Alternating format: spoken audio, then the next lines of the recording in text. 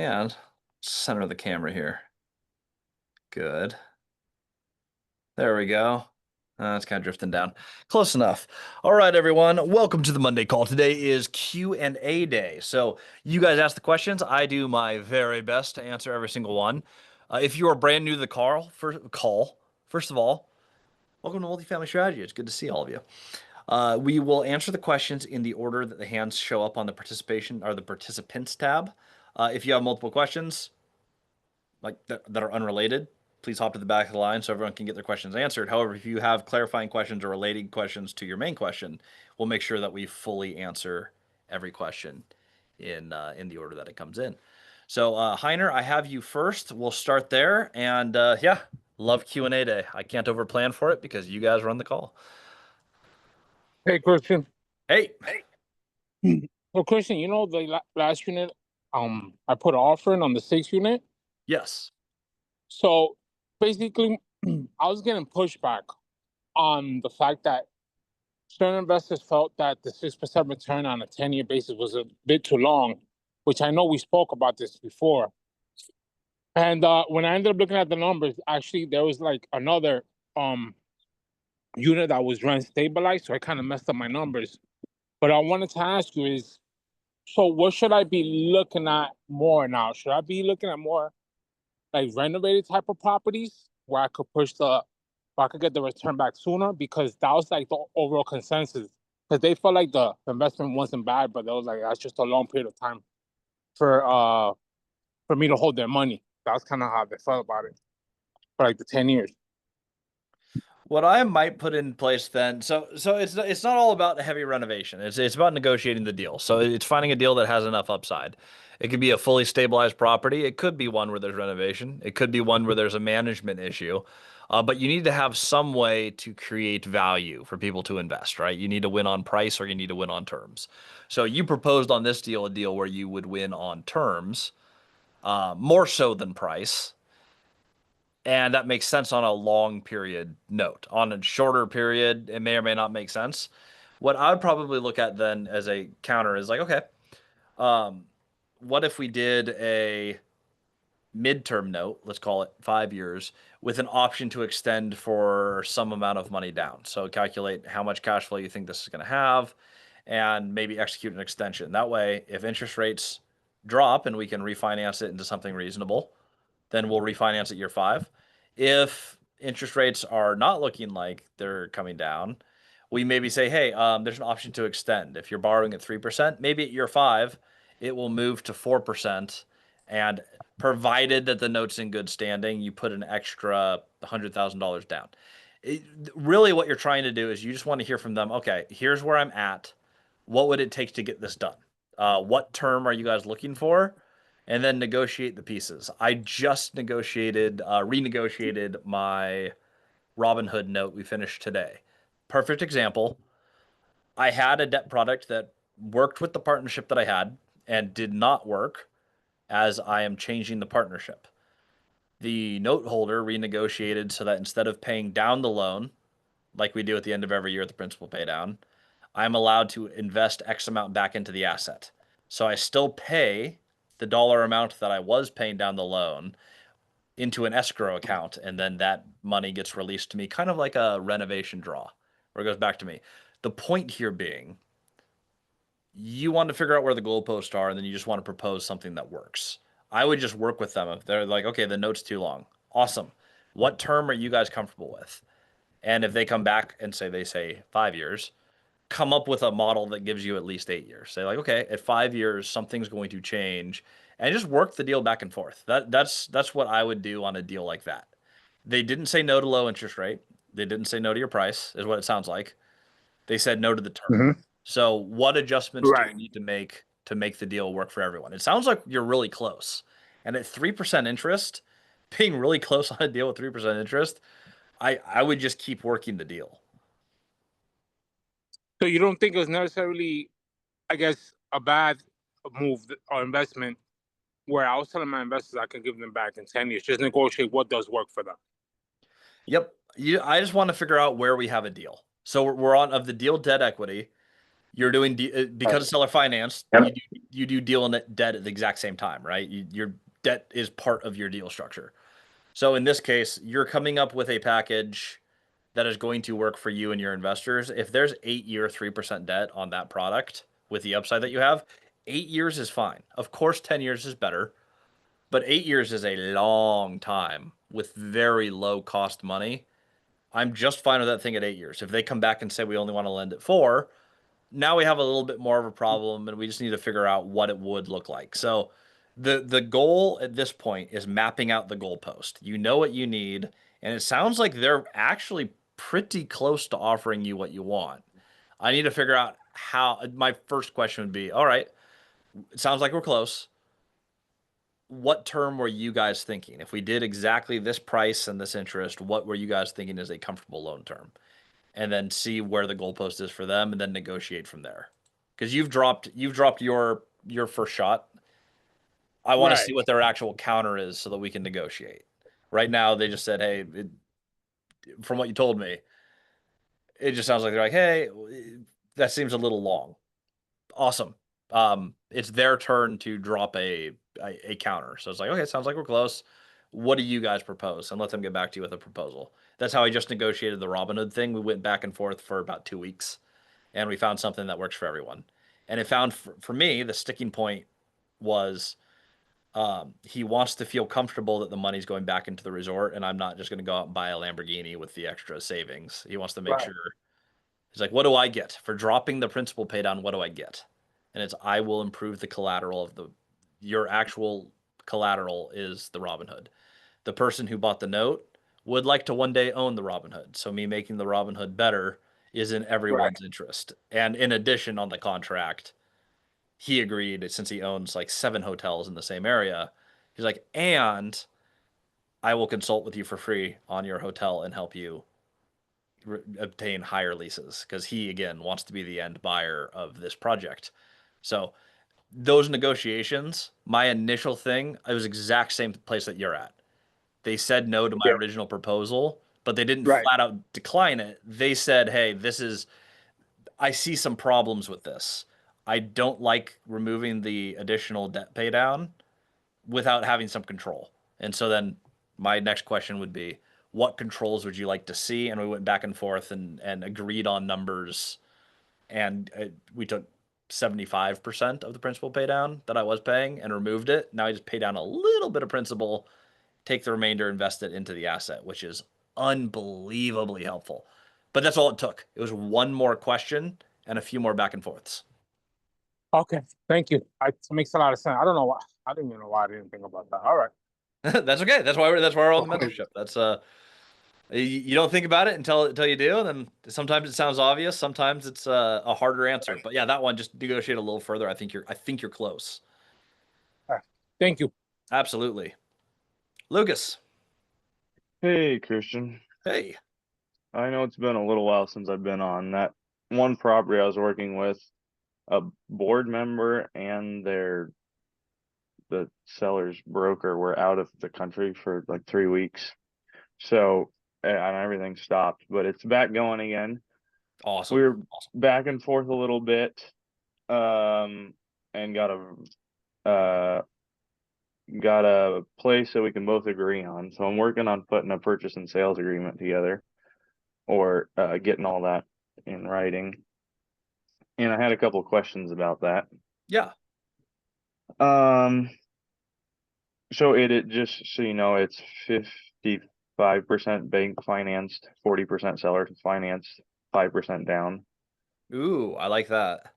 Is what we came up with. So do I. It was way better than That's 50-40, very good. Does the 50-40-10. So is the bank fine with the 95% leverage point? uh-huh. Uh-huh. Yeah. Excellent. You found the right bank to work with is what that tells me. Well done. Yeah. So that's good. The inspections on a property, Hmm? my broker said the bank will probably want termite inspections, but anything above that would be up to me. Does Okay. that sound right? Yeah. Remind me how many units it was. It is 8 units. Thought so. Okay, good. It's on slab, so there's no basement. There wouldn't be any inspections regarding that. 8 units on that size building. I'd like to see an inspection in every unit. If they got back to you and said, "Hey, there's 1 or 2 units that we can't do a full inspection on," I would just want to do a walk through those units at least at some point. It's okay if you got into like 5 out of the 8 with an inspector, you're gonna know pretty much what you're gonna know.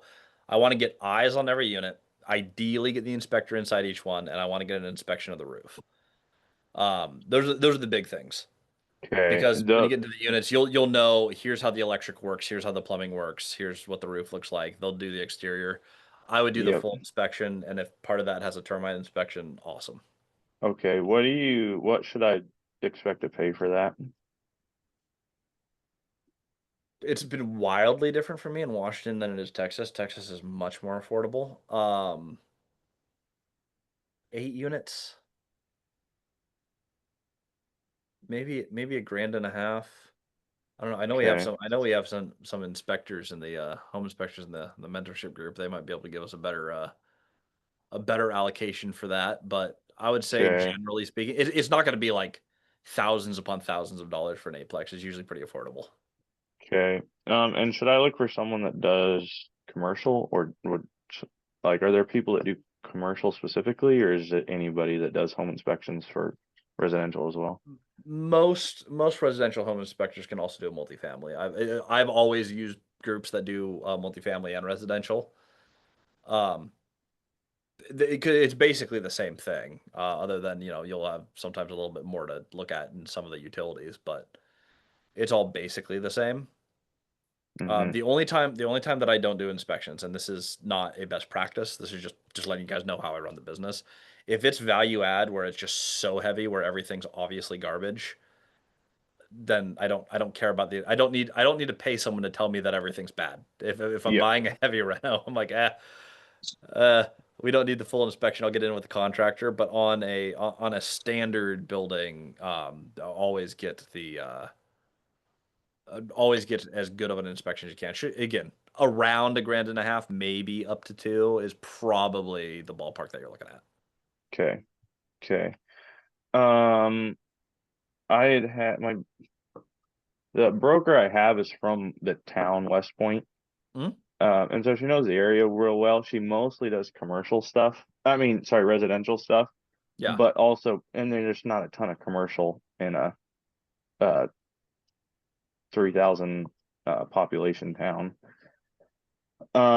She said the bank might not refinance based off of the income the property's producing. Should that be something I like talk to the bank about before we figure I that would out?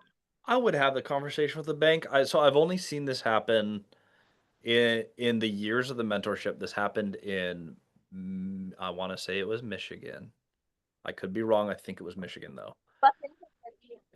But I have seen it happen only one time where the bank was so rural that they literally didn't know how to appraise using a cap rate. That is uncommon. Okay. All national lenders will appraise off of a cap rate. So what you usually do if you're so in the middle of nowhere that or the bank is so small that they have like a wonky way of appraising, when you Yep. get a great set of books, you end up just going to a different larger bank and they'll appraise on a more traditional basis. Okay. Okay. The only other There. time I see it not done by cap rate is when you're so rural that they literally can't find any comp. They're like, we don't even Okay. know how to comp the cap rates. Okay. So if you're a really small town, you can run into some problems, but like commercial real estate is valued on the income approach. Yeah, I wouldn't think that'd be a problem. It's one of the larger towns in kind of that county area. I Mm, think it is actually the largest town in the county.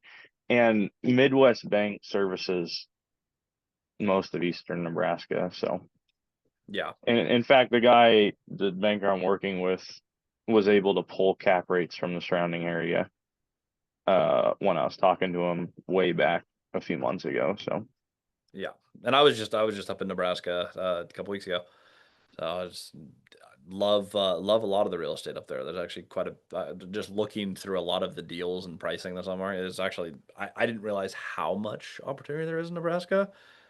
I from my memory as a child, childhood, it was just all corn and an awesome zoo.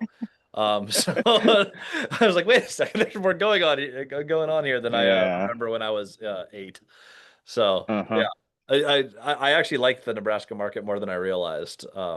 There's a lot of little pockets of Nebraska that seem to have a lot of pretty good looking deals, Yeah. fundamentally. There's a lot of small towns that uh seem to have some decent deals in it. So Yeah. um one other question. I would be putting it in an LLC. Does that do I buy it under my name and then transfer it into an LLC, or do I need to have that set up before and it gets purchased directly by the LLC?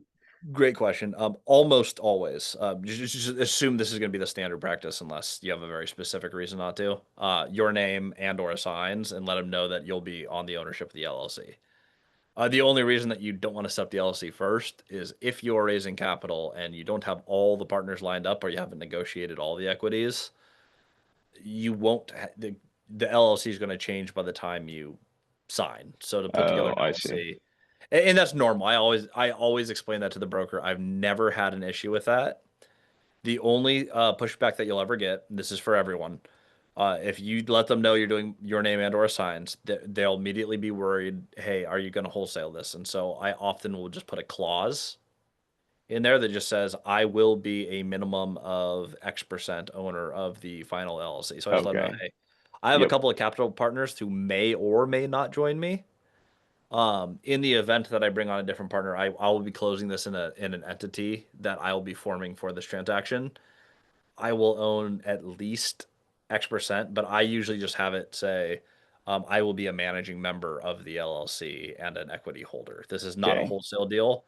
And so they'll put in the contract, can assign, or they'll say can't assign to an LLC that I'm not a member of. And that's standard practice, and that bypasses the whole I'm going to just wholesale it to some rando issue that is Yep. really what most people are worried about when you say and or assign. So you can address that on the front end very easily. Okay. Okay. Um, how quickly should I set that up, like afterwards? Like, are we talking? I don't know how, I've never done that before. I don't know how long that takes. I know it's not as complicated as some people make it out to be. No, it's super fast. What you'll want as soon as you know who the members are and their contributions, Yep. as soon as you have that established, you go ahead and file the LLC. Because it will take a Okay. few days typically to get the LLC filed. You'll want to do a review of the operating agreement. And then your next steps are you'll get an EIN number and you'll open a bank account. And so you want to have enough time to do that before close. You can get through if you're moving a pretty good clip, you can get through the entire process in a week. Of you file the LLC, you sign the operating agreement, you receive your EIN, and you open your bank account. You should be able to do that in a 7-day cycle. But I also need to do an amendment to the contract to say, hey, we're assigning to this LLC. So I like to have it done within 2 weeks before close. I want to have the assignment done. So Okay. it's super fast though. It is Yep. very easy to do. Yep. And last question, is there anything I should be careful about when I assume I need to run stuff by a lawyer or have them draw up the contract? Mhm. Is there anything I need to be aware of for seller financing or should look for in that contract? God, seller financing is so simple because it's all custom. So it pretty much Uh-huh. I would just give it a scan. The main things I'm looking for is um when I'm looking at a seller financed contract, I'm just looking for anything that is extra from what we Mm-hmm. negotiated. I'm looking for extra verbiage. So it should be real simple. There Yeah, shouldn't. and always, oh, everyone pay close attention to this. You're asking all the right questions, by the way. Um, you want the right of first refusal to purchase the note. I do not want them to be able to sell the note because you can sell notes.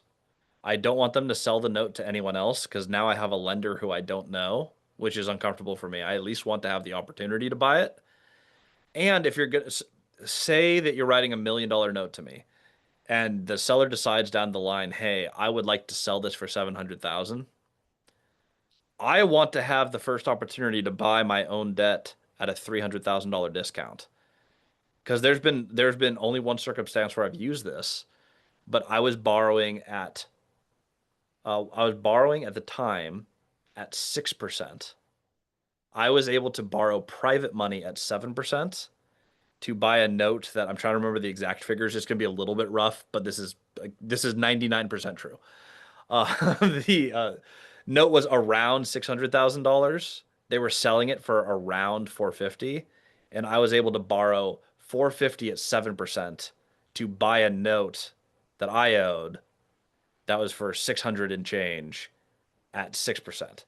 It was a very, very good deal for me where I dropped my debt by like $150,000 by paying a little bit more interest on a much smaller note.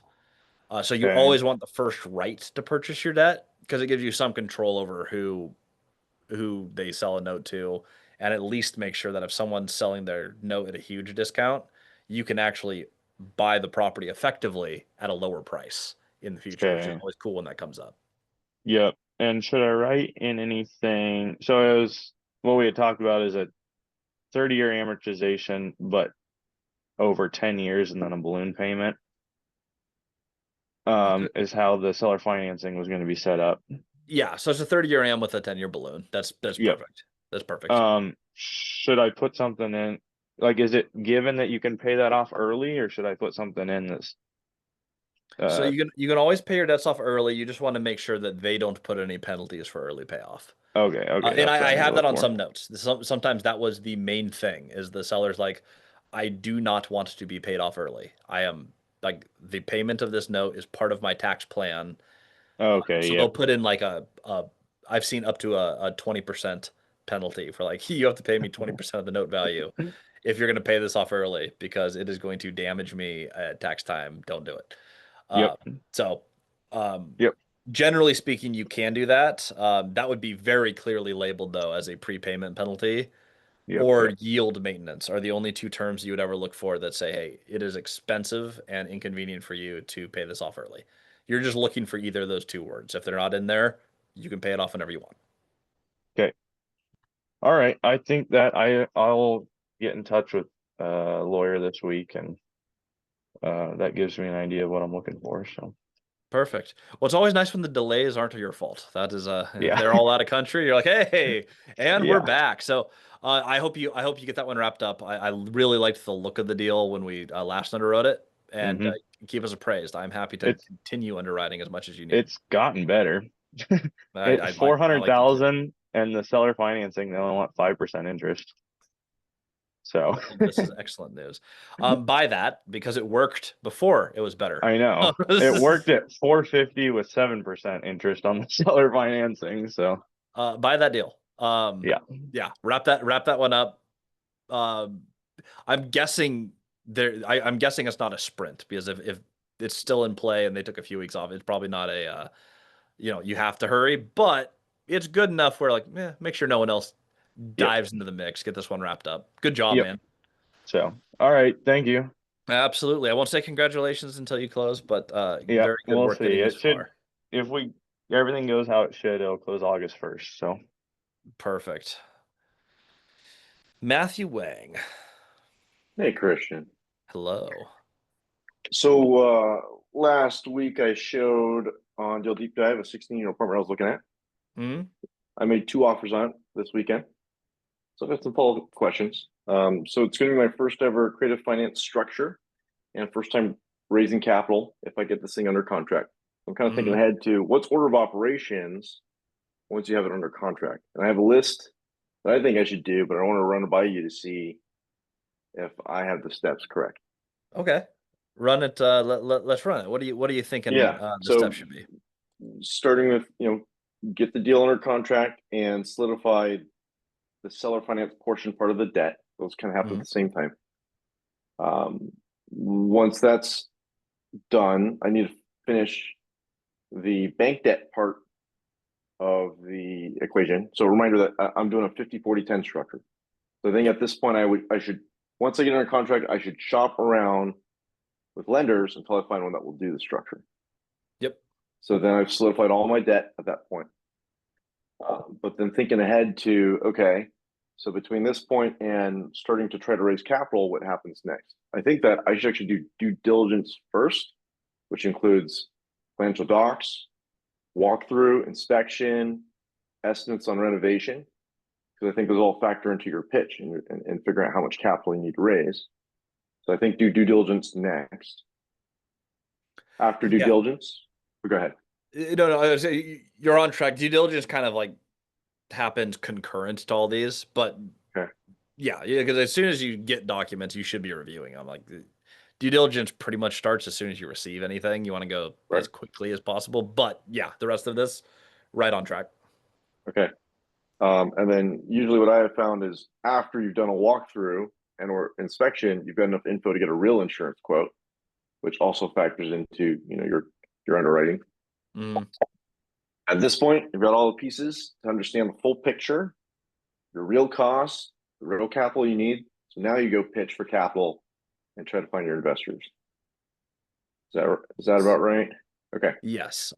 So the only addition I would make is if you have people already in your network who you think would be interested in the deal, I will start generating some preliminary interest from the people who I think are most likely to be investors. So even if I have a couple things to verify, if I'm pretty confident that my numbers are the numbers, I'll bring in the first and most likely people. I will start generating the interest. This is what I'm looking at. We have a few more stages of due diligence, but we have some time on this deal. I'm looking to lock in my partners, and what I find often is I'll finish my capital raise before due diligence is over, and then we'll finalize the documents as soon as DD is done. So you can start the raise before. I wouldn't start like hammering my list, but I'd put together a short list of like who are the 3 or 4 people who are the most likely to be a partner on this deal. Let me reach out to them right now and see if they have interest. Because if they're highly interested, I want to loop them into this process now. Because now I get another set on underwrite, another set of eyes on underwriting, another set. Like I value bringing in the team early, and it's just nice to know the capital's likely taken care of. So you basically write it up as, hey, we're going to close assuming these assumptions are correct, but here's our assumptions. This is what the deal's looking like. If you can get that locked in early, that makes for an easy transaction. Other than that, timeline's perfect. What I always do, I'll take that back. What I'm bad at doing but should always do, and my assistant now does for me, is put together the timeline in writing somewhere on a Google sheet, on a whiteboard, whatever it is. Just put together all of your critical dates. So it's just like, hey, am I checking all these boxes? And if I haven't yet, why haven't I done this step? It just kind of puts everything you can control and influence into one spreadsheet, which makes your universe much easier. But I think you have your steps down perfectly. That's if you follow that exactly, that would be closing a deal in the correct order. Okay, awesome. And then once you have your DD done and your capital raises and equities understood, that's when you move into draft what you were just talking about. Yep. Follow your LLC, sign the OA, get your EIN, open bank account, then assign the contract to the LLC. Yep. And then few days or on a bigger transaction, a few weeks before close, make sure all the money's wired into the account and close. That's Do you pretty much typically have them wired to the LLC bank account or just wire straight to escrow? it depends on how the deal's closing. Completely deal dependent. Like for example, Okay. 76 unit money has to be in the account prior to underwriting finishing their final underwrite. So to get the approval for close, you already have to have the money in the operating account. So like in that particular deal, must be there prior to close. We also have additional documents that are subscription agreements and placement memorandums that support that. On a general joint venture, I typically have the investors wired directly to escrow. So the Right. That's a wire little more hits. simple if you can do it. Yeah. And I don't want to be responsible for people's money more than I have to be. I don't want to be holding the cash. I would rather it be post close. We now have an asset. We're in a partnership together. Now it's a joint bank account and it's all good. I don't like that in between where it's like you wire your money in, it's in a bank account.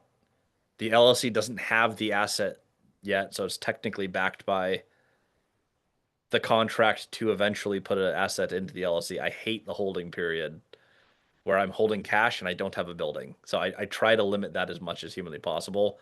JV almost always wired escrow because everyone's just safe and comfortable with it. Unless there's a specific reason you need to wire the operating account first, which is also acceptable there's not a right or wrong. There's just a, better would be escrow.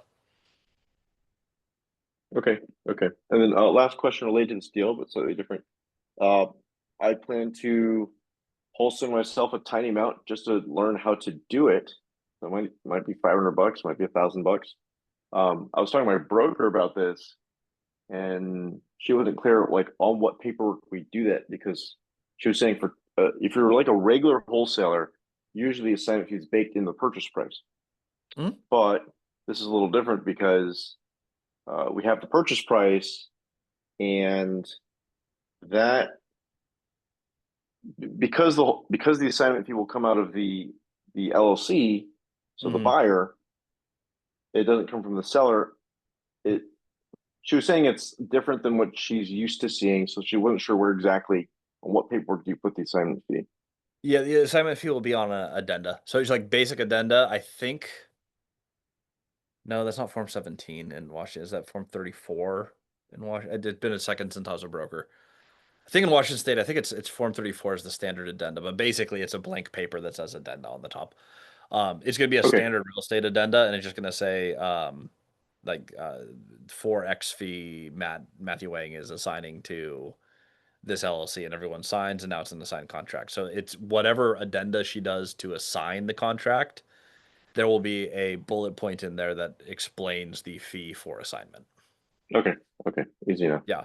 Okay, great. I'll try to find an example of that in one of my docs. I know I have it on a few transactions. I'll go back into the vault and see if I can't find one of the transactions that has the specific verbiage that I use, but it's like a basic boilerplate. Whatever document you sign for the assignment just discloses the fee on that same addenda. Okay, sounds good. Great, thank you. Absolutely. Chris, Hey, Christian. hey, you notice I figured out how to blur the background on the post podcast? I did. It took me 45 minutes to figure it out. It was a pain. I had to run a whole bunch of extra filters outside of Riverside. It was they lied about how easy it is.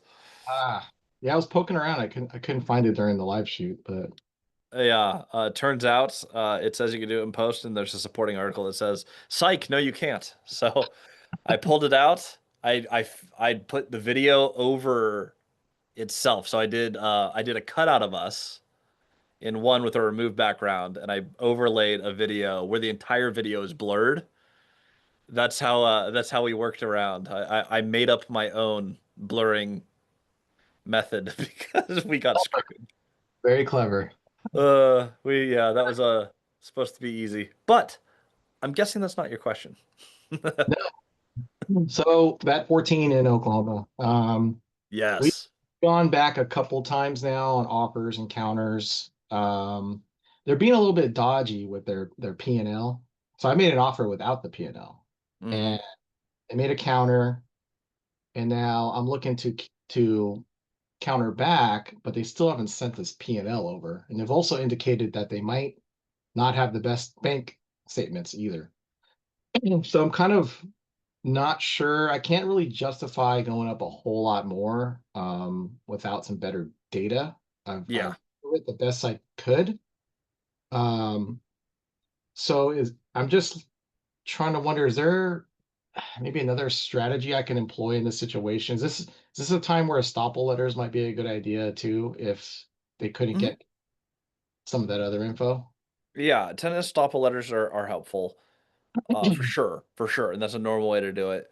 What I'm guessing if their bank stuff isn't organized, they're probably not very organized on the P&L. It's likely not always the case, but it's likely instead of hiding stuff, they just lack the organization where it's actually hard for them to pull basic docs. So as long as it's part of the due diligence of like, hey, can you guys we're making an offer based on these assumptions. Due diligence needs to be long enough and needs to be contingent on receiving some version of these, which gives them time to put them together in a way that makes sense. That would Okay. be typically what I want to see. I would add estoppel letters if it sounds like you're not going to get a very solid set of books. I would add the tenant estoppel letters just so I can compare the estoppels to the leases to the rent roll to the bank statements. If all those match well enough, we can Yeah. proceed. It's not uncommon on a smaller or misorganized deal where like they're close, but you're like, the numbers don't exactly line up, but they're very close. I at least know, hey, it's going to take me probably an extra month to get organized because this will be the first time these tenants have ever had an organized landlord. So it's good to know. But as long as they're all very close, I'm usually pretty comfortable proceeding. Okay. The My, leases my- should always match the estoppel, though. If those don't match, someone gave you wrong information. You just got to figure out who. yeah, they indicated that they changed banks and they kind of made it sound like they might not provide very good bank statements, which didn't make sense to me because you could have 5 months from this bank and 6 months from the other bank. So I didn't really understand Yeah, a where they. bank statement's a bank statement, and all banks keep historic statements. So it's not like they can't go back and even if they shut down the account, they can still get access records from that account.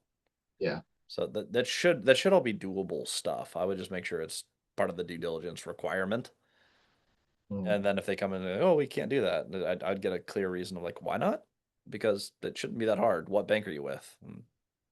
I don't see that being a huge hurdle for them to find. My feeling is that they did some reno and maybe their P&Ls don't look as good as they'd like it to. But if they have an explanation on why units were vacant, that, obviously that's taken into consideration. So that's just my feeling is that they're not wanting to provide that because it doesn't look as good as they'd like it to. So they're kind of being a little bit dodgy with it. Yeah, I would yeah, I'd make sure you get the things that you need, but a lot of that can be done when you're under contract just but prior this is one of the ones I would like to have all of or most of. Since it's Oklahoma, I think you do have to have some money upfront as earnest money to open a transaction. But it's one where I would like to see a bulk of the earnest money due after due diligence just because there's a lot of stuff to verify. I just don't want to tie up a bunch of money in the event that we come through and it's like, oh, okay, they lied on a bunch of stuff. We're just gonna cancel the transaction and it's clean Yeah. and easy. I would that would be my adjustment to this would be see if you can do the earnest money post due diligence because of just the lack of information. So if they don't have a P&L to help me make a better counter offer, you're still suggesting that during due diligence that they have to take a month or so to gather those numbers for me Mhm. and create That gives something. them time, and if you're able to back out of the transaction freely, I think the typical verbiage is for any reason or no reason at all is the usual verbiage for due diligence. You're not really tied to anything, but they're now committed to you're the buyer, which is a better position to be in. So I'd negotiate based on what we believe to be true, and if you find out in due diligence that something is not true, then that's why we have due diligence. That's the time to find that. Okay. All right. Thanks. Yeah, yeah, absolutely. There's a lot of things that we sometimes find in due diligence. Ardell, Howdy, howdy, howdy. hello. Okay, so I have questions because this is the first LOI that I'm actually putting in with creative financing. So I want to make sure that what I'm looking at is correct as far as how this goes. Absolutely. So far, what's being offered is that they will either carry it all or they will carry up to 30% in a second position. Mm-hmm. After running the numbers on the property, it's showing that the ROI is going to be about 13.99%. And this deal would come with 5 buildable lots that could also go along with it. It's a 24 unit, 2-bedroom, 1 bath for 16 units and 2-bedroom, 2 bath for the other 8. Where's it located? Harvey, Louisiana. Okay. It's 13%. And that's the day one cash flow is starting at 13%. yes. Oh, that's pretty good. I like the Yeah. sound of that. That was the appealing part, but then I started thinking I don't know if I started overthinking in this whole thing, but since they would have the ability to hold it all, that doesn't put anything into the bank for reserves. So how do you factor that into the calculations? I will typically, so if I'm buying a property and I don't have any reserves I'm putting in myself, you typically will want to raise some amount of reserves. What's the total purchase price? 2.5 million. 2.5 million. 24 unit building. I was thinking since it's 30,000 monthly income that 6 months reserves would make more sense. So 180,000 I stuffed would in the think bank. you'd probably be fine with 3 months reserve, since it's unlikely that Okay. 24 units is going to go completely vacant. A little bit different than the Dave Ramsey method, right? Because 100% vacancy is unbelievably unlikely. Um, but if you came in with like a 75 to $90,000 reserve, that should be adequate for that amount of units, as long as they're in decent condition. If they're in rougher condition, you can increase that a little bit. But that's a good. If you have 3 months reserve on a commercial multifamily project, that's pretty strong. You should be good there. So I would Okay. add 90 to the raise, which will lower the cash on cash return a little bit because there's a little bit more in the account. But there's definitely going to be room for the extra reserve. And the nice thing with the reserve is it's a reserve. It's not like you're losing the money. The money is parked there, but it's like Mm-hmm. it's in the account. It's a returnable. Yeah, it changed your cash on cash return, but it is better than you definitely do not want to start a deal with absolutely no reserve, because second something happens, you're behind the ball and a 3 month project becomes a 3 year project because you're trying to do it out of cash flow. So I do like the idea. Try adding 75 to 90 to the reserve account. Okay. And if you run it for a year or two and you find out like, hey, we're never dipping into this at all, you can also lower that reserve once you have some operation. You're like, we're fine. We're fine with 45,000 in the account or 50,000 in the account. You can always return some of that earnest money back to the investors, and I've done that a couple times. Yeah, the biggest expense that I'm seeing is the annual insurance at 70,000, but that's because they have a pool. Ah, okay. So I was like, okay, well, but You if you sell the lots to offset some of the costs, Yeah, I'm thinking about the where help me with the geography of where in Louisiana this is located. um, Specifically how close to the it's ocean side? it's pretty close, but it's actually outside the floodplain. Okay. That was one of the first things I looked up. It's actually got a rating of flood X, type X, Mhm. which means that it could happen, but Unlikely. unlikely. It's on the upside of the topography that it's not going to flood that You easily. you may find less expensive insurance than that. For 24 units, that actually sounds a little bit on the high side for me. I'm That's thinking what you I might was be able to thinking. actually underwrite to what they're currently paying, but my instinct is you'll be able to drop that lower, probably closer to. You said it was 75. I want to say probably close. 70 annual insurance of 70,000. My instinct is you can get that closer to 50, maybe even a little bit less. That was my thought. Yeah, Because that's even with my the pool, I instinct. was like, eh. Yeah, investing through Texas, and I have stuff in all over Texas, McAllen, Laredo, Houston, Stephenville, soon to be Waco. Um, Louisiana, my understanding is unless you're like right on the water, insurance is fairly similar between Louisiana and Texas. I'm thinking you have room to drop that down. Underwrite to the higher one, be pleasantly surprised in the underwriting, but I'm pretty optimistic that that number will get better as you are under contract and get the official quote. Okay. That's what I needed to know. Thank you very much. Perfect. Yeah. Would love since tomorrow's deep dive day too. If you want to run through some of the calculations, I'd love to look at the calculations on that too and take a deeper dive, because that sounds like a very solid deal. Okay. Perfect. Garrison. Hey, Christian. Hey.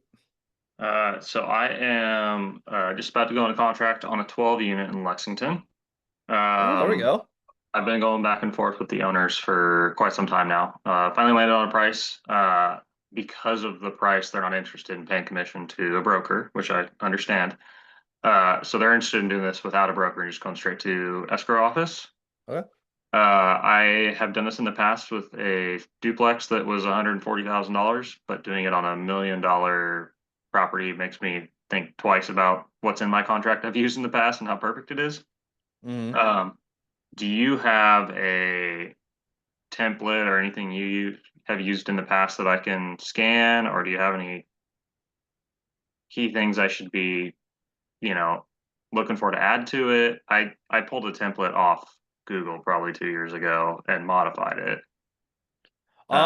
For a really simple contract. Yeah, it's not seller financed, it's bank financed. Yeah, because every state kind of has its standard docs. I don't have Right, anything for like Lexington, Kentucky. That would right. be different. Your boilerplate should be fine if there's nothing unusual or creative about it.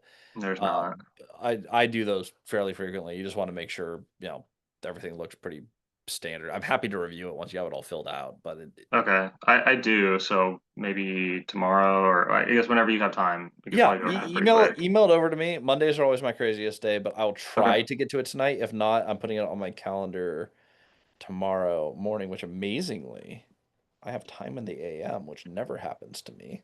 Very sweet. excited for this. So I will put it here. If I don't get to it tonight, you show up first thing in the morning on my calendar. So I have that. Okay, and what's your email again? I probably have it, but just to make sure. Christian at multifamilystrategy.com. Okay, yeah. Um. Oh, one more thing. They are currently renovating 3 units, so it has 3 vacant. They just started construction like last week. Mm-hmm. The owners want to finish them. They already have the contractor hired. They have it all handled. It's the same contractor that's worked on, let's see, 7 of the other units they renovated, which Perfect. look to be pretty well done. Uh, I put some verbiage in the contract to say like by close of escrow renovation shall be done, fully completed, etc. Is there anything specific verbiage wise you'd put in there that because my thought is like yes they need to be done but also like quality wise needs to be rental grade or Yeah, I would say done and approved. I would just done make and that like approved a by the purchaser yeah, or yeah, okay, exactly. The yeah, buyer shall approve renovations, and if they have any pushback on that's when I just kind of negotiate verbally. It's like, look, I'm not trying to blow up the deal. I'm just making sure yeah, making it's sure it not. has a stove and cabinets still Yeah, I, and I I like you guys. I trust you guys, but I'm not, I don't know you, so right, I'm putting the clause in here to protect myself and make sure that these are done the way that you want to do them. But I'm not gonna be difficult to work with as long as they look good. We're good to go. right, Yeah, but I would have it so that you do have to sign off on completion. So yep. you all agree this is a completed unit. Okay, and then the ability to like get out of the contract for any or no reason at all, that's usually in the inspection period, correct? That is in the due diligence period. Yes. Okay. So, and due diligence and inspection are usually the same length? Usually, yeah. The only difference is so the due diligence period. It's actually so the technical term that we're looking for, and this is usually what shows up as in a contract, is the feasibility period, which is like Right. an all-encompassing. You do your inspection, your due diligence, your survey. You do everything that you want to do to verify the deal within the feasibility period, and that's kind of your Right. catch-all. That's the word you're looking for, is the feasibility period. Okay. Okay. I think that's it. Because I set it up for 60-day escrow, 21-day, which we call feasibility period now. It's bank finance. It's pretty straightforward, 20 or 25% down, depending on what the bank will do. This DSCR is not great because it's got 3 vacant units right now. Yeah. Seem reasonable? 60 days for a 12 unit? I think so. Yeah, Seems that like seems plenty perfectly to me. reasonable. I've And the never nice thing done. is, you can always extend too, but 60 days is a very reasonable target. That should be Yeah. fine. Okay. Cool. Well, I'll bring it tomorrow so you can see a bit more of the actual deal, and then I'll send you the contract for you to look over. Perfect. Contract review is my specialty. I almost always catch something, so I I'm will. sure you will. I mean, I've done it once before. Like I said, it was a very small deal. I'm scanning through it, trying to comb it through a bit better. But everything else we bought has been with the realtor, and it's really easy when they just tell you, "Hey, sign here," and here's where I filled it in. It's blue. Yeah, no, I do like those. The main things I'm always looking for is like, okay, is it are all the main boxes, does our price match? Does our name match? If we're assigning it, does it say and or assigns? Right. And then how does everyone interact with specific performance and what is the feasibility period? Those are like the main things I'm looking through, but I'll look through the whole contract. Yeah, and it's pretty simple. It's just me buying it with my money with a 1031 exchange and then savings I'm pulling in. So there's That is about the simplest possible contract that we can possibly review. So that should not take yeah, me a whole lot of time, but I will get cool. back to you. Okay, awesome. Thank you. Absolutely. Timothy. So, hey, how's it going? Hey, good.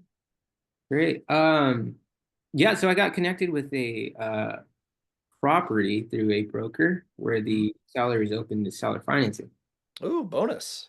Yeah, and it's in actually the county I'm looking in Florida. It's called Perfect. Polk County. So this one specifically is in Lakeland, Florida. Uh, Mhm. it has a population of around like 100K, a little bit over 100K.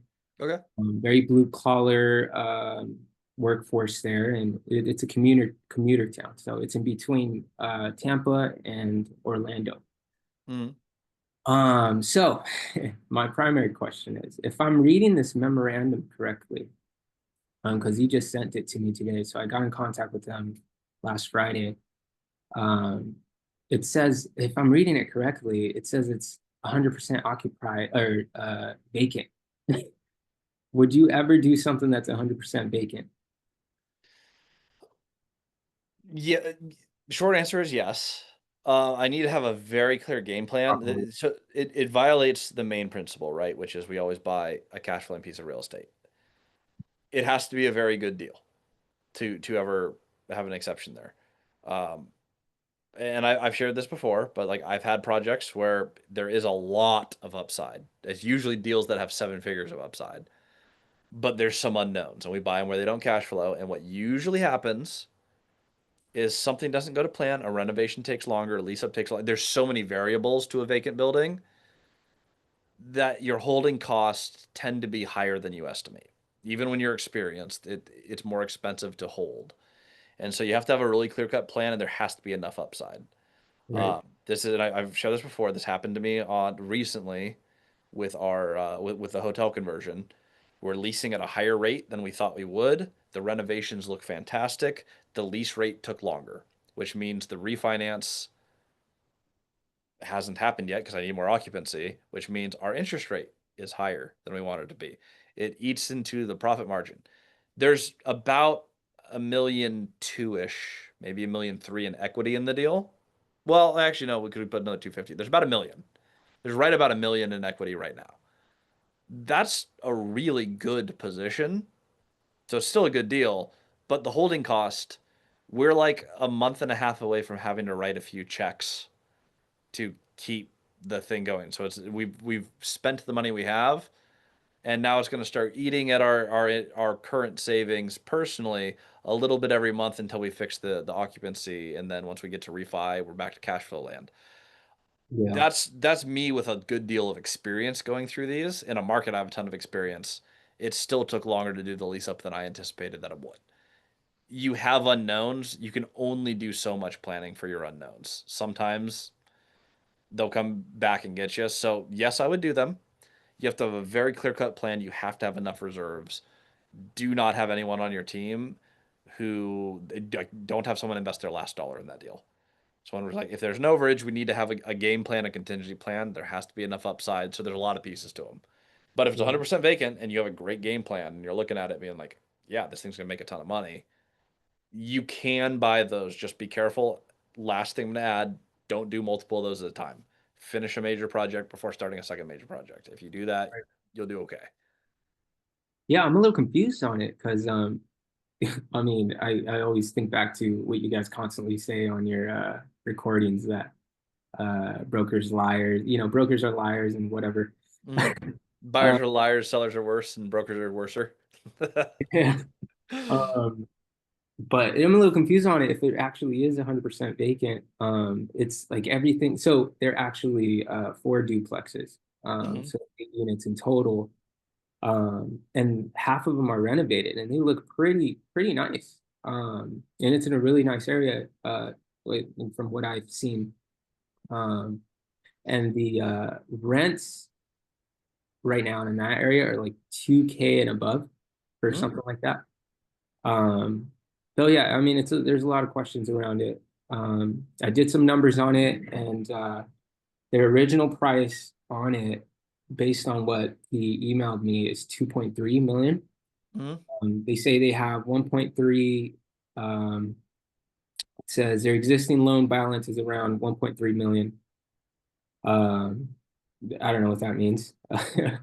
So they have 1.3 in debt. They want $1 million in profit over what they owe. They obviously put some down payment down for that, but they're looking to walk away with $1 million in the bank account. They owe 1.3. They're selling for 2.3. That's what they're listing for. Which is fine. You'll clear the original debt. But it is good to know there has to be an answer. Right. 1.3 million because they currently owe that. So what you're likely looking at is one of those, one of the deals where the bank finances X amount, they finance X amount, and you wipe out that first position, and they seller finance the remainder. Is what you're probably looking at. Now, if you bought for 2.3, 50% of that is 1.15. You can't do a perfect 50-40-10, but you might find a bank that's willing to do like a 60-30-10. You just have to figure out the answer for what you want to do to take out the first position loan.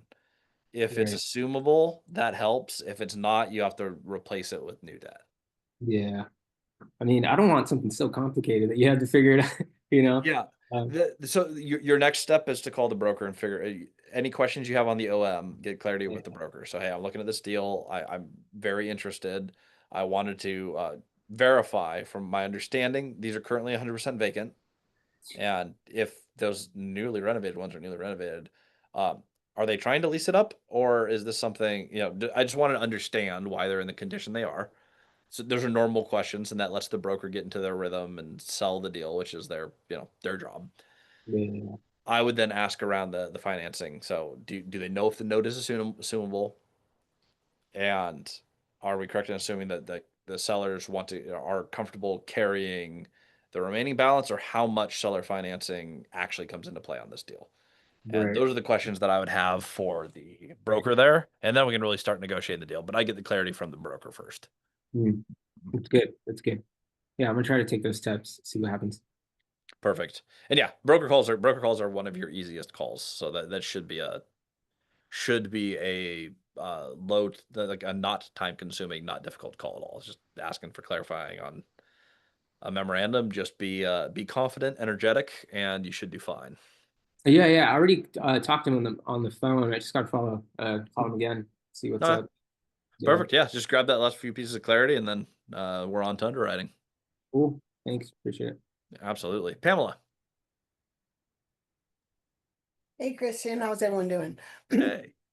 Okay, so I'm feeling a little overwhelmed with like the bigger projects. I spent a weekend in a multifamily summit, and it's like the more you learn, the less you really know when it comes to all this stuff. And I'm back to like starting out with a smaller building, like I mean, if if you do anything bigger than a fourplex in the beginning, how do they take you seriously for the first place? And then if you're going to do something a little bit smaller, do you use your own money, or I just found out I can get a line of equity through something I already own, and I'm just not sure how that stuff, how to, like, I don't feel comfortable about starting to raise money for something, and then I don't know if I should start. I feel like the main thing is I want to get cash flow, or I'm gonna have to go back to work somehow. And I don't want to do that. So Yeah. So the answer, and I know I say this often, but the answer is always deal then debt then equity. I would not worry about the money for a deal that we don't have yet. I would just focus on the actual deals that are available. So I love using this example, but when I started, I bought a couple of duplexes.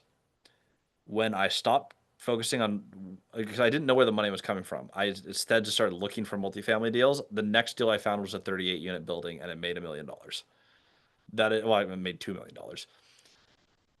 That opportunity only existed because I found the opportunity first. I found the debt product which was seller financed. I needed 15% down. I only needed $300,000 to make $2.2 million on a deal. That is a really good deal that lived out there. It was very easy if you have a path to make a couple $1 million to raise 300,000. Every single person on this call can find three. If I told you, if you find $300,000, your investors will double their money and you will personally make $1.3 million. To make $1.3 to $1.4 million on a deal, everyone on this call can find $300,000. And it's very easy to pitch to your investors. Another way that I use the analogy, if I was to be a car salesman, so I was trying to find money, and I'm trying to find someone to buy a car. If I came to you and said, "Hey, I have awesome cars, I have amazing deals, I'd like you to buy a car for me," your first question would probably be like, "What car am I buying?" If you don't have a deal, so in this case I don't have a car, I'd be like, "Well, I don't know, but when I have cars, they'll be great cars. How much should I expect to pay?" I don't know because I don't have the car yet, but it was going to be a great price. You have no product to sell until you have the deal. So the deal has to come first, then the debt, then the equity.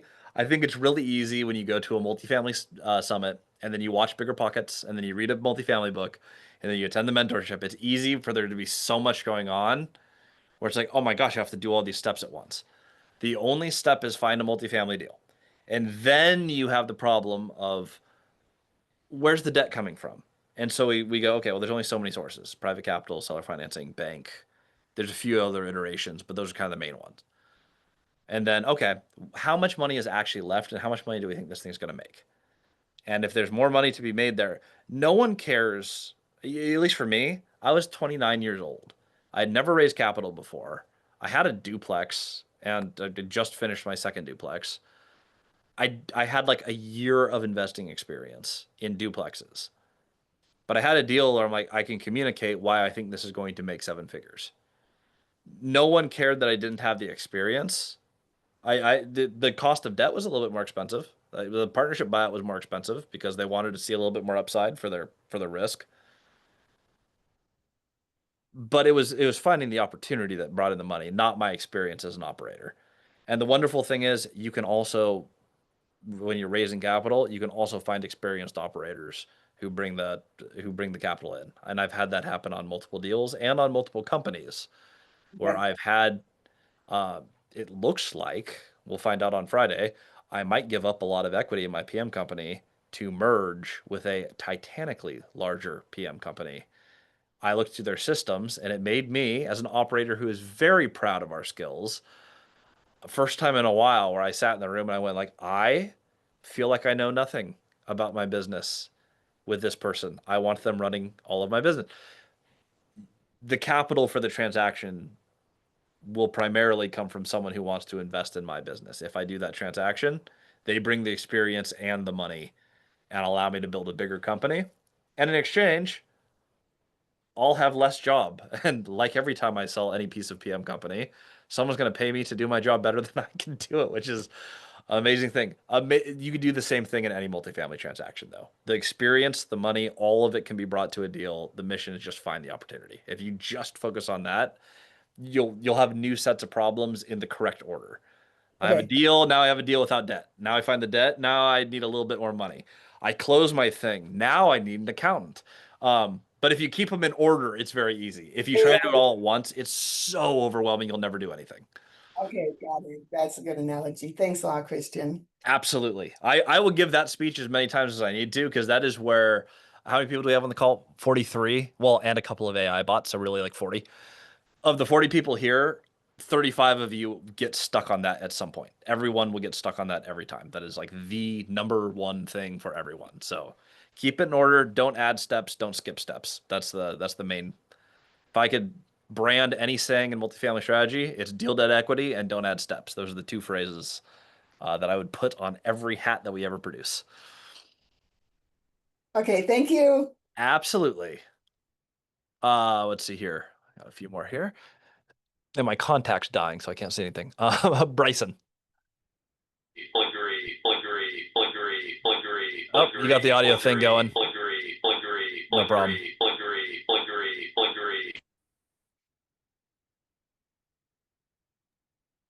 Can you hear me now? Yes, I can. Okay, there we go. Yeah, I just had a quick question. For the reno, how do you typically go about verifying the material cost from the contractors? Um, yeah, I guess that was my first question. So verifying material costs. You mean just like getting the quotes or keeping them, make sure they The stick to the quote? quotes. Yeah, the quotes. Yeah. Getting the quote, I always just have the contractor. I will have them bid out the scope of work. Ideally, I have them walk the project. If not, I at least send them a ton of pictures and a full description of the project. But generally, getting quotes, I just need to send it to the contractor for a bid or at least a rough bid. If I'm in the initial phases of underwriting, I don't need a full do not exceed, fully done bid. I just can go, here's the project, here's what I'm looking at. I need to know roughly what you think I should be budgeting, and then during the DD period, I'll physically get them into the building and I'll have them refine that quote. Okay, gotcha. Okay. And then my second question is, do you recommend doing like a 5-year term, a 7 or a 10-year term for agency? Because I'm looking at 7 years right now. I just want to get your opinion on that. It's going to depend on your deal structure, which I realize is my answer to almost every question. Um, it depends on how you're raising the capital. If, for example, if you're going to cash out investors at year 5, then I always go for a 7-year because now I have a 2-year contingency to execute my 5-year plan. That's what Right. I'm doing on the 76 unit. It is a 5-year design with a 2-year overage, which means as agency debt, the 4.5, I have a 4.5 year yield maintenance. So they literally tailored the note so that I can execute at year 5 with no prepayment penalties, and I have 2 years on the back end if we run into any unanticipated snags, or we hit year 5 and we're legitimately entertaining offers at a higher price than we originally thought. We have the time to negotiate and get everyone the highest return possible. I wouldn't bother with a 10-year because what they're going to do is they're going to up the yield maintenance or the prepayment because they're going to design it around a longer loan term. If you're going to do a commercial refinance, always try to give it a little bit more time than what your business plan is for your existing exit. And that's typically how you want to tailor it. But you're just looking at deadlines and prepays. There's no point in a 10-year if you know you're doing a cash out refi in year 5. Okay, gotcha. And then how does the refinance look like at year 7, right? When the term ends, do I have to like raise another down payment? How does that, what does that typically look like? Hopefully through the life of your deal, you're doing a deal that has some amount of upside. So you already have money down. So you're likely doing a cash out refinance where you're pulling money out because you now have a higher value and you're going to a new loan to value because the value goes up. If let's say I started the deal at 75% loan to value, and at the back end, we're stabilized. I've increased the value by $1 million. There is now $750,000 of new borrowable equity because we've now $1 million more in upside. 75% LTV will be 750 more $1,000. I should be able to pull that money out, give it to my investors. Any remainder can stay in the LLC. But there shouldn't be a new down payment. You rarely have to pay down the loan unless you over leveraged in the first place, which or you borrowed. I had a deal where I had to pay down the loan a teeny bit because I borrowed 100% loan to value, private money, when I did my refinance to 70% LTV. I could afford I was just a little bit shy on appraisal, so I had to put in a little bit of money to pay it down, but almost all of the 30% came from the refinance. So I put on a deal that did amazingly well and cash flows thousands and thousands and thousands of dollars a month, I had to put in an extra $12,000 to close it. That was the mobile home park. It cash flows $8,000 a month today. When I refinanced it, cash flows $8,000 a month. I had to put down an additional 12,000 to close that deal. because for some reason the lender only wanted to do 50% LTV on a fully stabilized asset. Go figure. It's just because we refinanced so quickly and we did so much renovation and we weren't fully done with lease up. They said, "Hey, we're if you were fully stabilized, we'd increase this," but that's what we ended up with. Generally speaking, there's not, unless it's a very unique case, you're not going to put additional money down to refinance a property, especially on a 5 to 7 year hold. The ones that require money down for me are the ones that are like a quick turn and burn out of hard money, are the only times you sometimes have to write a check. Okay, and then technically I would have experience at that time, so I wouldn't need the key principal at that 7-year term end, right? I wouldn't need to have them sign on it again or whatnot, or stay in the As deal. long as you still solo qualify. So they'll look at your credit score, and you have to have the net worth to back the loan. And if you've built all those things adequately and you have the experience, which you would have the experience, then yes. And they tend to be more lenient on that if you've already been the operating partner for 5 years. If you're doing a refinance, they're going to care a little bit less about your liquidity and some of the other pieces because they're lending to the existing operator. So they can look at the asset and say like, "Hey, you're a good bet because you've done a good job managing this for 5 years. You have the experience. We're betting that you can do what you've already proven you can do over a 5 year period." They'll lower some of the standards for refinance due to that. But if as an example, if you're borrowing $5 million and you're only worth two at that point, and I don't want to knock anyone who's worth $2 million. That's awesome. They'll probably still want someone else on that loan because your total net worth is less than half of the loan balance in that hypothetical instance. So just there's a few more factors. You'll still have to have decent credit and you'll have to have some net worth to back the loan, but it will be much more lenient. You'll absolutely have the experience rating. Okay, gotcha. That's what Cody and I had to do to get the bank refinance on the 38 plex. We had to get our net worth up. We started worth like $500,000 between the two of us. We had to build a $2 million net worth between the two of us to refinance it, which was a lot of hustle, but we were able to put it together in 1 calendar year, which is how we refinanced in 11 months. Is we just worked our butts off, and then we came back to them and we said, "Okay, we now have over 100 units. We started our own PM company. It's doing well, and we can show a paper net worth of $1 million each. Can we have the loan?" And they said yes. So you can build paper net worth very easily in real estate. Like if your goal is I want to be worth $5 million, so I qualify for a $5 million loan, everyone here can do that in 3 years. To be able to actually touch the $5 million is much harder, and you'll get taxed up the wazoo if you try to. But if you want to create a multi-million-dollar worth, that is a reasonable thing to do in a 3 to 5 year period. You can knock that out of the park. Okay, awesome. Thank you. I appreciate it. Absolutely, absolutely. Corey. All right, so I was practicing some underwriting today, and I have a question about numbers here. So the cap rate is the NOI divided by the purchase price, correct? Yes. Okay, then why do we say that cap rate is equal to your return if you paid cash? Because even if you pay cash, you'll still have other expenses like closing costs, renovation costs, that'll be included in your ROI, so that'll change your ROI from your cap rate, right? No. So if I bought a deal without any debt, the cash on cash return is what the cap rate is because it's net operating income. So that NOI always factors all income and expenses operating the property.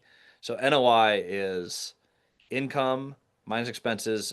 You're basically, if you added all the expenses and all of the incomes, the only one you're removing from that equation as an operating expense is your debt because your debt is custom to your deal. So if we remove all debt from the equation, that's now our cash on cash return on dollars invested, if that makes sense. Because literally the equation is all incomes minus all expenses less the debt. So on an unlevered asset, this is the return. If expenses go up, the NOI would go down, which affects our equation on a 1-to-1. Sure. So, okay, so closing costs are considered operating expenses? No, and they're factored in because that is on your cash on cash return ROI. Right. You can change the closing cost all you want. It won't change your it won't end up changing your cap rate, other than it effectively, if your closing costs go up, it's just more down into a deal. Your down payment doesn't have anything to do with your operating incomes or expenses. That is just a down payment to get into the deal. So that won't affect cap rate or NOI in any way. Sure. So then wouldn't that mean that your ROI and your cap rate could be different? Yes, your cash on cash return Yes, and cash and on your and cash. your cap rate are different. So your cap rate will always be the same no matter what your down payment is. Your Right. cash on cash ROI will change dramatically by the amount of money that you put down. Right. So if you put 100% down, then your cash on cash ROI and your cap rate should be the same theoretically, right? But Theoretically, you still have yes. to calculate for your ROI, you still have to put in those closing costs. You still have to put that into your cash on cash ROI, right? So that's Mhm. going to make those two numbers different. If you had some amount of closing costs in there, because that would go into, so if you bought it 100% levered and you had some closing costs that you added on top of that, that would still be part of your purchase price. So if it's an example, I buy $1 million property, but I have some excess costs that go Okay. into the value of closing it. So we'll call it, and if there's no financing, those are most of your closing costs, by the way. So your closing cost would be like Negligible. title fees and legal fees to close it. Yeah, your cash on cash return and your cap rate will be off by that much, but they're off by a rounding error, but they're virtually the same number. I get what you're saying, and you're not wrong. They're not mathematically exactly the same, only because you're factoring in for additional cost. The way that I would view those typically, which I agree with you, is cash on cash return. It's the amount that I had to put in. You had to put in a little bit more than the purchase price, so sure, it will be off by a tiny, tiny bit, but they're virtually the same number.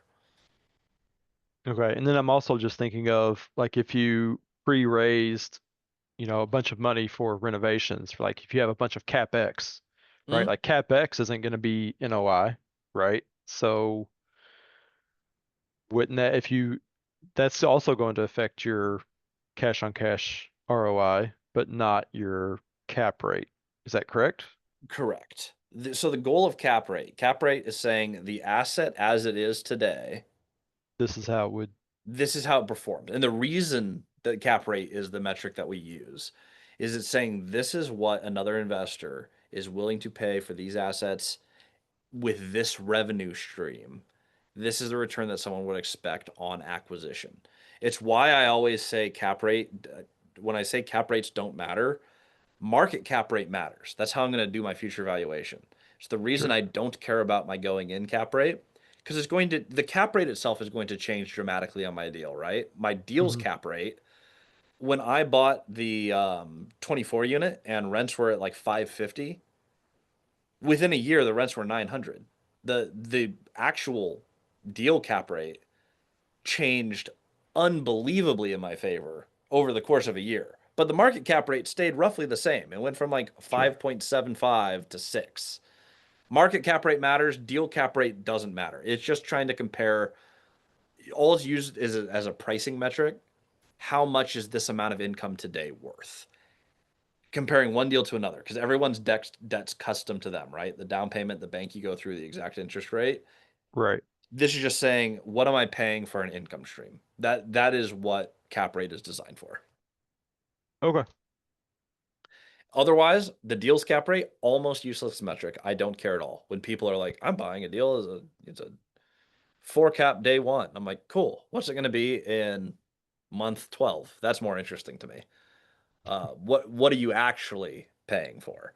Because if you're like, oh, I'm buying a 4 cap deal in a 6 cap market, you're like, well, you're overpaying by a lot. But if it's going to be equivalent to an 8 cap in a year, that's a phenomenal deal. It has a ton of upside. I just need to know what the actual, what the actual metric is. The only thing that cap rate really matters on is just the calculation for appraisals, which matters to you, for what the average person is buying for an income stream. The banks are calculating that. They're saying, hey, in this market, people will pay for a day one return on cash of 6%. It's a 6 cap market. That means every time I increase rent by $100, that's 1,200 in new revenue every year, divided by a 6% return is what people value this on. It's worth 20,000 more dollars for every $100 I raise rent. That is the only thing cap rate exists for, is just for pricing and valuing real estate. Sounds good. Thanks. Yeah. You are right on every technical point you have. There will be little teeny cost here and there where they'll differ slightly, but that's the intent of cap rate. Good points all the way around. Heiner. Question. So it's a bit of a just similar question to like what Pam was asking, where so you think basically starting off, you can definitely find a long-term cash flowing unit where you could hold the debt for a while with an investor. And starting off, you don't have to get a completely gut renovated project No. to just redo to push that. You don't think a person needs that. No. So starting off, if you're starting and you wanna leverage other people's money. Yeah, absolutely. Absolutely. You can buy stuff that is turnkey or near completely turnkey. Let me Or cash flow or stabilized. yeah.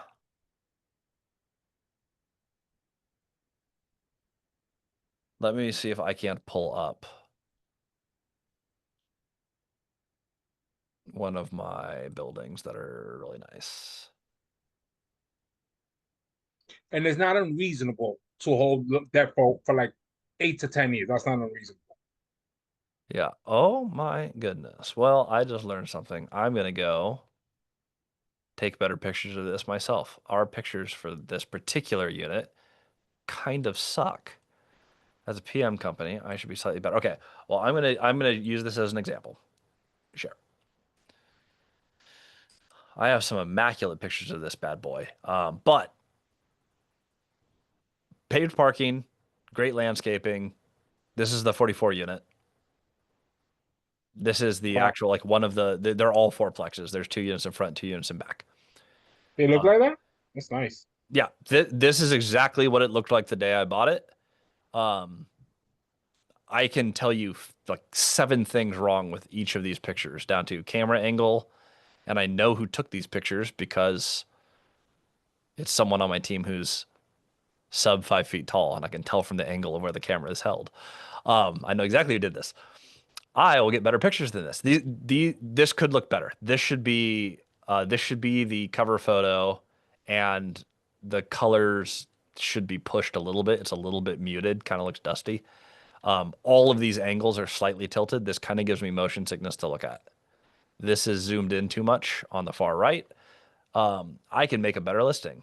I apologize. Granted, I have a move-in in this unit tomorrow, so it did lease, but I should be better at pictures. I shouldn't have a random fan in the middle. There's all sorts of things I could do better on this. I hate this picture. I hate this picture. This is what the building looks like, though, from the best you can tell. This is what the building looks like day one. It's beautiful. It's super clean. It's well landscaped. It's totally turnkey.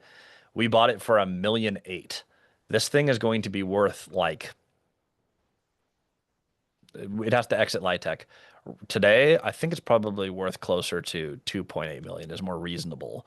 When we exit the Litech program and can push to market rate, this is worth like 6 to 7 million. Holy shit. Conservatively, it could be worth more depending on how well we do and market conditions.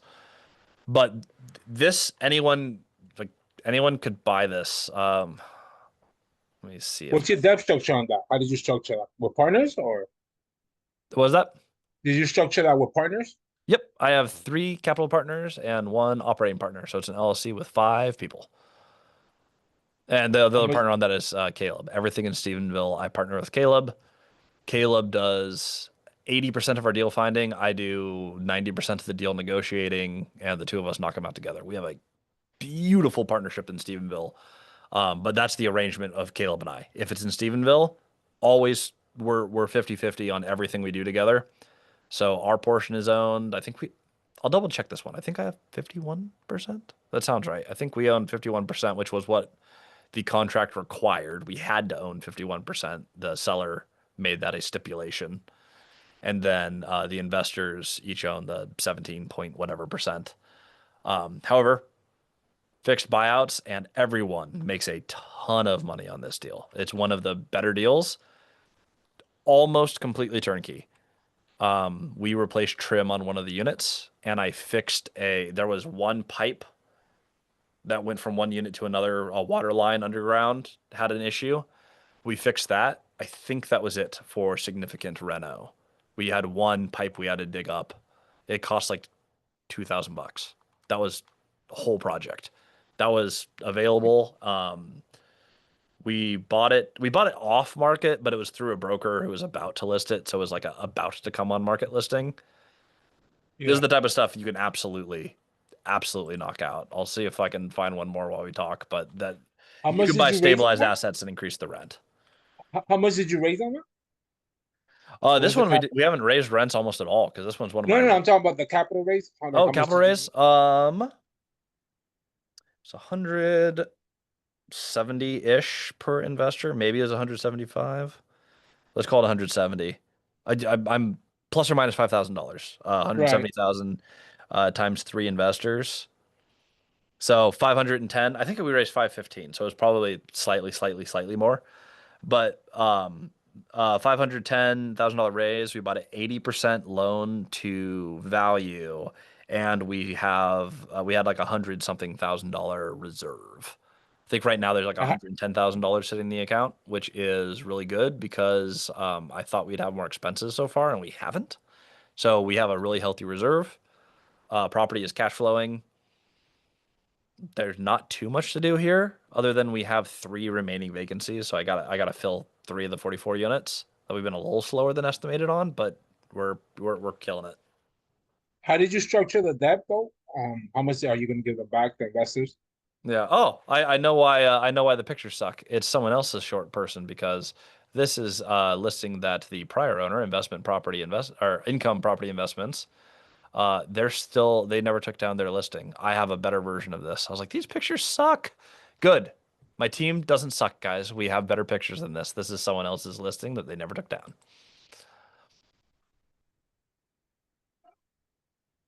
What was your question there, Hunter? How did you structure the debt? How are you paying back the investors?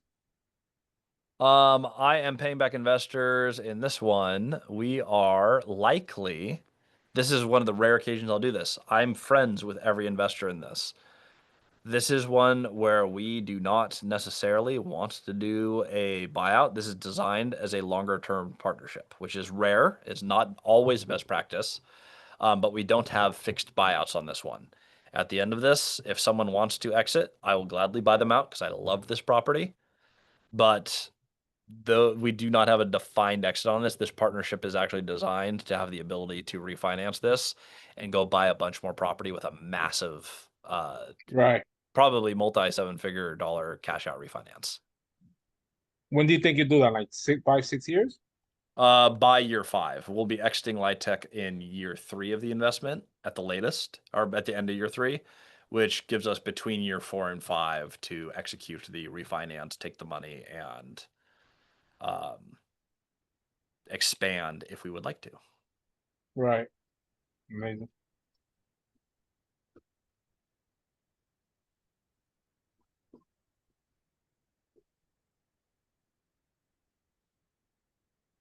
I could think I can pull really quickly one more quick example just to adequately answer the question.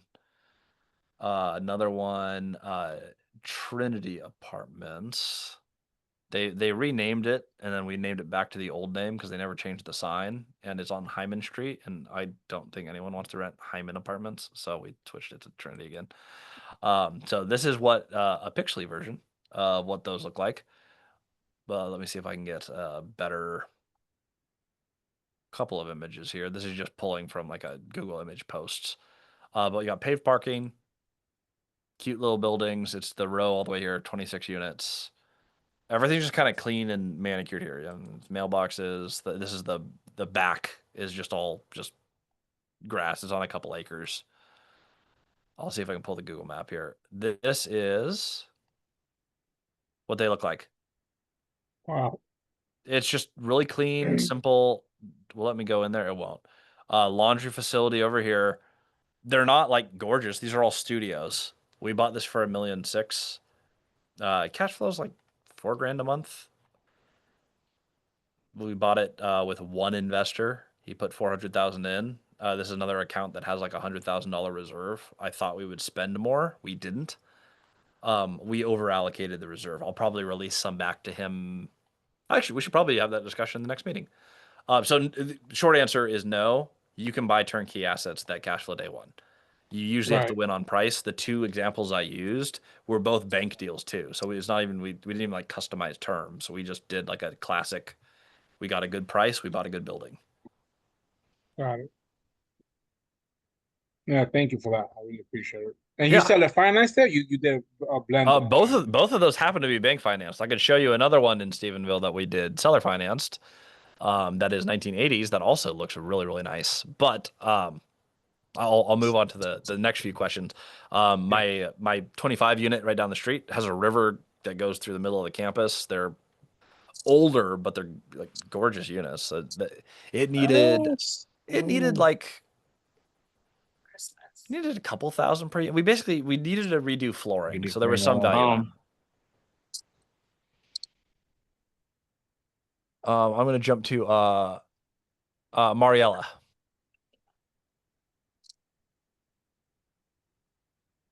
If I'm saying that right. Thanks, Christian. Hi, Christian.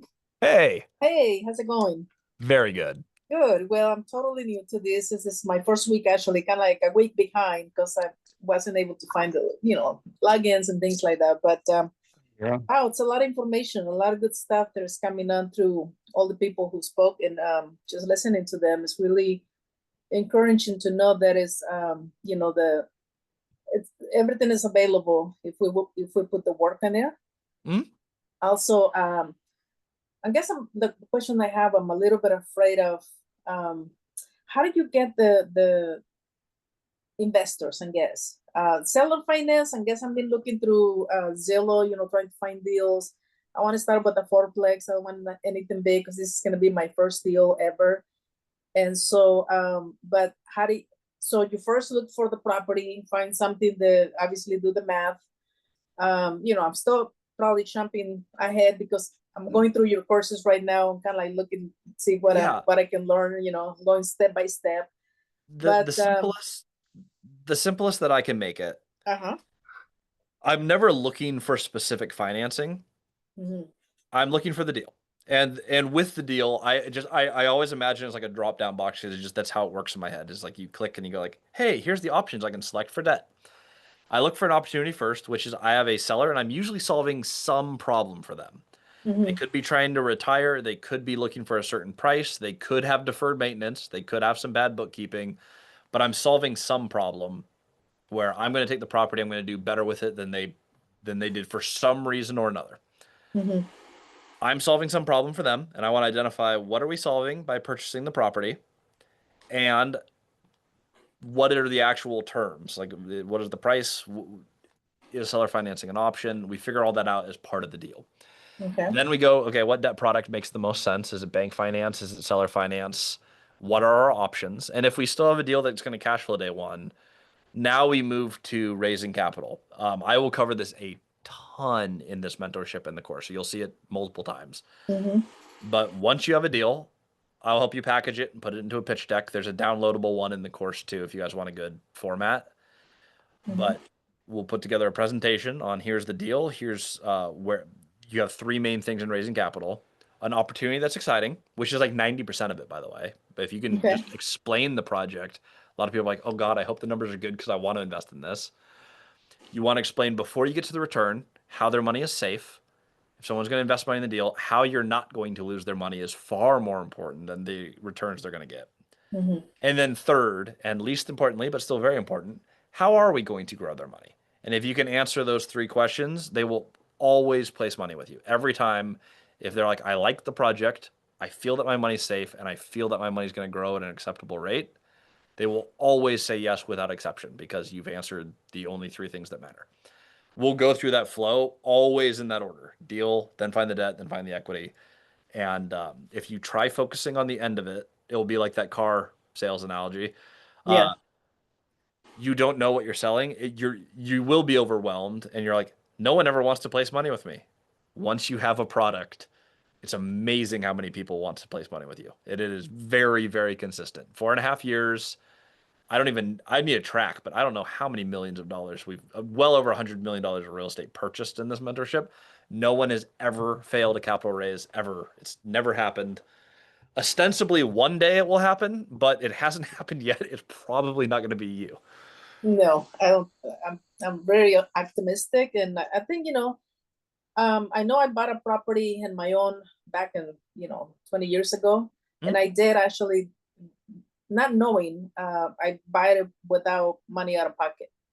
I literally convinced the seller to finance it for me to, you know, basically, I bought this property, 20 years ago. It was a great deal for $160,000 here in Orange County. And it's a townhouse, it's a 4 bedroom. And I didn't have no money. So I literally begged the seller. I said, well, the bank, the house was worth 200,000. I said, well, if I can borrow 180,000 from the bank. And so basically I said, your deal and I is going to be 160, but in paper it's going to be 180. So when we close the deal, you're going to give me the rest of the money back to, basically upgrade the property. I don't know how I did it, but I remember. So now all those things are coming back. I'm like, if I did it back then, I can do it again. So, and I'm really excited. So I'm really grateful that I joined your program, and I'm looking forward to looking all these materials so I can start learning and put it in practice. Somebody snip that. That's a testimonial. No, I appreciate that. No, I'm so excited to have you here, and I will. Yeah, the goal, the main things that we focus on very consistently is deal analysis, because you need to know that what a deal is when you're looking at it. We talk a lot about debt because that is what I'm known for on the internet, is creativity, and so we'll talk a lot about that. And then raising capital is a huge piece, and it's the scariest piece for a lot of people, and it's also conveniently the easiest of the three. So we will talk about all three pretty exhaustively. You'll get the hang of this very, very, very, very quickly.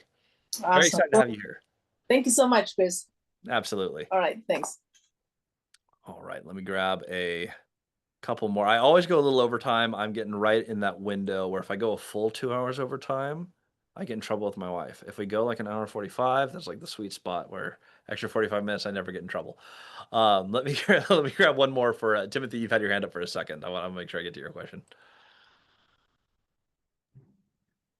All right. Hopefully, I don't waste everybody. This is a dumb question, I feel like, but I'm still gonna ask it. You've never asked a dumb question yet. I doubt this is gonna be the one. All right. I just have a lot of questions. So, so along with the seller finance property that I talked with the broker about, we were primarily talking about this other property in actually Tampa. Running the numbers on it, it's priced at 3.8. It's a 17 unit. Okay. And doing the numbers on it, doing the underwriting, I found that it would only work if it was significantly lower, the price.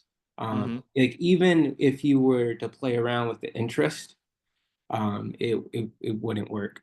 And so my question is, I feel like I always come across deals like this, and do you try to figure out a way to make it work, or just leave it alone? Like, what's my response to the broker at this point? Okay. That is a dumb question. Next. No, I'm kidding. I'm kidding. I'm kidding. Always work the deal. What I've found is that every deal that's in front of me, I always let them know where it works for me. Just politely. Right. And if it's with a broker, I'll always let the broker, I'll leave it up to them. I'll go, hey, I've run the numbers on this a few times. This is where the deal makes sense for me. And so I'll always come up with a number or a term, either one, price or terms, where this deal would work for me if this happened. Is it worth submitting this, or are we too far off? I always defer to them. If we're gonna offend the seller, I'm not gonna make them submit that. Mm, But what they get used to is they send me a deal, they receive an offer. And so what ends up happening is while everyone else skips the deal because it's quote unquote a bad deal, they know that when they send me stuff, I'm actually going to underwrite it and I'm actually going to get back to them and they'll actually receive an offer, which means I get a bunch of off market deals before they hit the market. mm, Number two, occasionally they still accept it, which is mind blowing when they want $3 million and you put like 2.1 and they accept it. You're like, holy crap, I should have gone even lower. right, Sometimes they do say yes. More right, often, you're going to build a relationship with a broker where they just get accustomed to this is a serious buyer and they can submit offers and they can underwrite a deal. And the right, deals they start showing you are deals that make more sense because they know that you're not going to overpay for a deal. They also are going to want, they're like, this is someone who is ready to write an offer. It is right, so much different than everyone else who's just looking at the deal saying, it's not a deal. I'm moving on. When you at right, least come back and give the courtesy of, well, this is where it works. It probably is going to be a no. I get that. But is it worth submitting this offer? That question has won me so much business. That's how I would treat those. Always work every deal in front of you. Obviously, don't blow all your time on it, but always work the deal and always put together what would make this deal work. If you get in that rhythm, you get used to underwriting. You're gonna be a faster underwriter. You're gonna build more relationships. That's how I would treat those. right. That's good. Yeah, I was like this deal would only work and it would work really, really well. Like it would have a lot of upside too. If it was like $2 million cheaper. But like I don't know if that's something that's defensive, you know? That's If I that's where thought it's at, I would word it exactly like this. Be like, hey, I've underwrote this every way I can. I'm probably only a buyer here, which is way off. I'm assuming this isn't gonna work, right, but this is where I'm a buyer in this. I would it even be worth submitting the offer? And they probably go like, no, we're not even close. Be like, okay, I don't want to waste anyone's time. That's where this deal starts to make sense to me, unless you can help me understand a different number. That's right. that's where I'm at, and that's a perfectly acceptable place to leave it. That's good. That's good. Yeah. Okay. Yeah. So I'm gonna get back to him and just place what I think is right and see what they say. There has been 3 or 4 times where I have said a number that I thought would be offensive, and the response was, "Yes, I think that will work." I'm like, "Oh, did Mm, not expect that." right. Uh, the uh, the 44 unit for $1,000,008 did not expect a yes for that. They wanted 2.6. I took $800,000 off it. They're like, Jeez. "Done." I was like, "Oh no way!" Why do they do that though? Like, why do they price it so high but are willing to, go $800,000 lower? I think they just wanted to test, like, hey, if someone offers that, they just wanted to put it at a position where they had the most negotiating power. Hmm. The deal that I'm buying, the 76 unit, they listed or they were listing, so it was technically on market, but it was like kind of like quietly, it was getting listed. They wanted 6.2, or no, sorry, they wanted 7.2 million. We came in at 6.4, and they accepted. Oh That's a wow. that's a pretty big haircut. That's another $800,000 haircut. It's obviously not the same as 800 off a 2.6. It's proportionally less, but it's almost $1 million haircut from their asking. I Right. expected a back and forth where we'd end up somewhere around 6.75 is what I was preparing for. No counter. They just straight accepted. They're just like, yeah, that works. 6.4 works. I'm like, oh. Yeah. So sometimes they just want to test the market. Hmm. Um,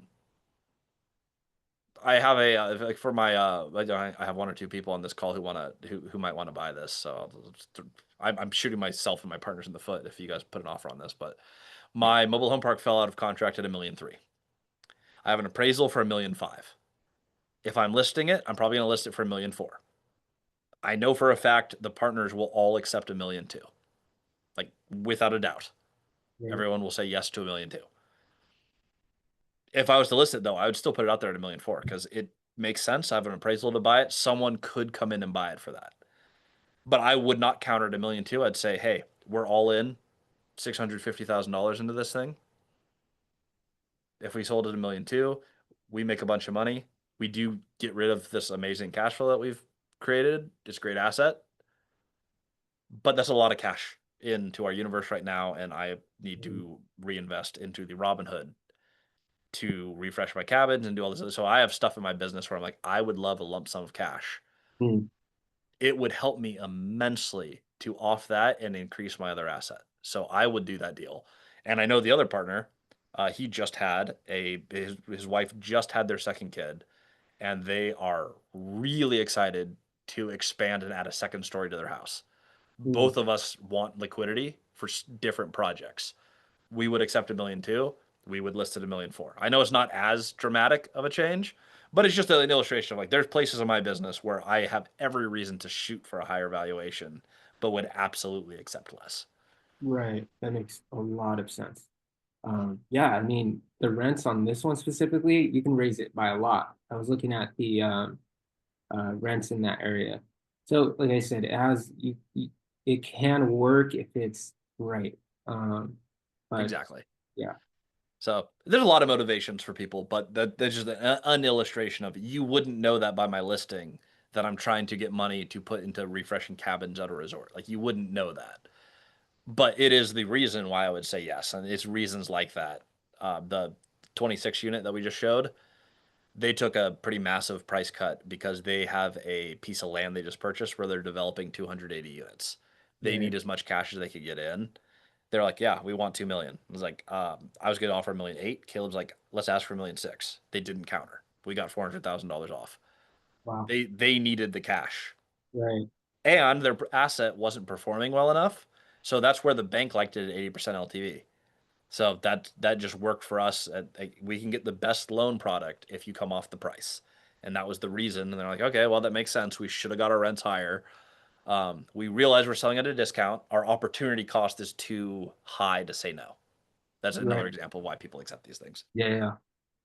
It's really interesting too, because on that same, train of thought, that first deal I was talking to you about where the seller's interested in seller financing, Mhm. according to the broker, uh, he wants to off that property because it's out of the way of his main portfolio, which is in New Orleans. So me, I'm just wondering, I wonder if that gives me room to negotiate, if that was something that I should go for. But He would be more likely to accept the offer if he had a specific project that he's trying to allocate money to in New Orleans. And you don't know if that's the case or not, but it never hurts to ask. right. Cool.